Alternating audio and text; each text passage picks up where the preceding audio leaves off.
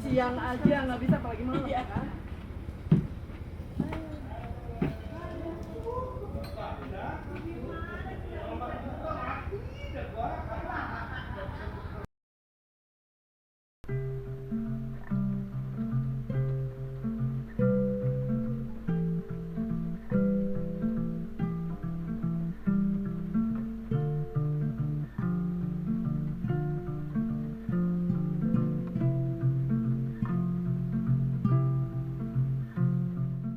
So I went to the Poconos with my parents and their friends a couple weeks ago. It was a last minute trip, and my parents wanted to invite me there because they were going to be staying overnight for a couple days. To be honest, I wasn't super excited to go. They didn't have any plans on where to go or what to do over there. The only reason I ended up agreeing to go in the first place was because I figured it'd be good to spend Christmas with them. And just like I expected, we didn't really do too much. The most exciting thing we did was eat at a friend's ramen shop and go to the nearby shopping outlet. Now you hear all this and you might be wondering why I'm seemingly bashing my parents like this. Well, I'm not. I'm actually incredibly glad I went on this trip with them. Not because of the food we ate or the different resorts we explored, but because of the little moments I would otherwise have missed. The first night me and my parents and their friends ate together, I joined a little while after they started eating. The meal spread was insane. We had some fried chicken, some noodles, some rice, soups, etc. By the time I got there, everyone was already full, so we were just talking amongst each other.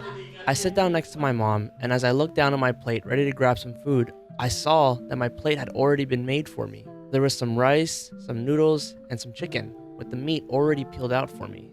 I looked to my mom confused, and she just smiled at me, telling me to eat.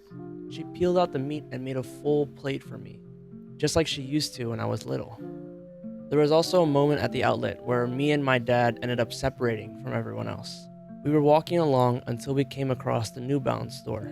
We went in and took a look around, just window shopping. While I wasn't planning to buy anything, there was a pair of shoes that really caught my dad's eye. He liked the green and white colorway, the feel when he put it on, and it was also on sale for about $40. To surprise him for Christmas, I decided to buy those shoes for him. When I told him that, his face lit up like I've never seen before. These shoes weren't really anything special. It wasn't like a unique colorway or an exclusive collaboration or anything. It was just a normal pair of running shoes. I guess for him, it wasn't really the worth of the shoes that mattered to him the most. It was just the fact that he was able to buy these shoes with his son. Before this trip, I didn't really hang out with my parents that much outside of being at home or at church together.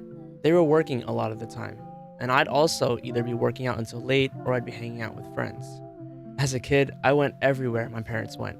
As I grew up though, I started to spend less and less time with them and more time with my friends instead.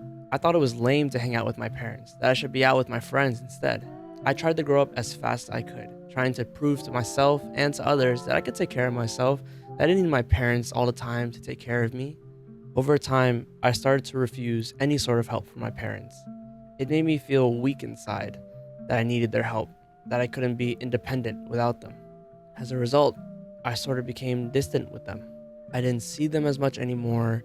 We didn't watch movies anymore like we used to. We didn't even eat a meal together outside the house. That's why this trip has done so much good for me.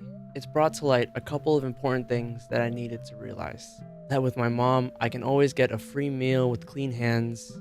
That I now need to get my dad a pair of insoles for his new running shoes.